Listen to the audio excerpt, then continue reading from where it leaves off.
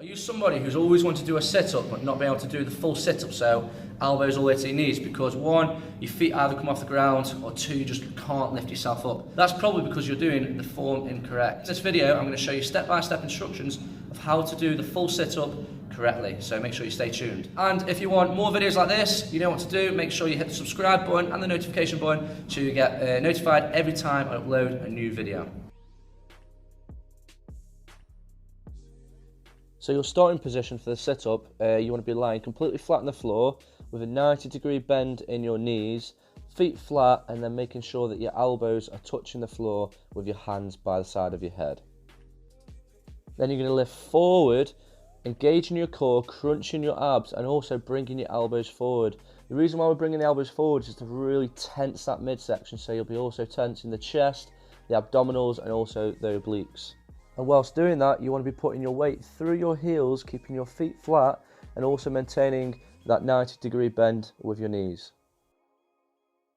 To complete the full sit-up, you want to be coming forward and placing your elbows on top of your knees, but don't rest there too long. You want to go straight back down once you've done that. Throughout the sit-up movement, you want to be looking diagonally ahead and not straight forward.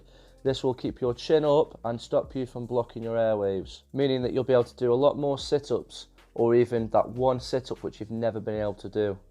And don't forget to breathe in on the way down and breathe out, so exhale, on the way up. So it's a nice explosive movement allowing you to do that one sit-up. Also try to keep your back straight and chest forward, as same again, this will keep your airwaves open and make it a little bit easier, and also it will keep your spine in a healthy position.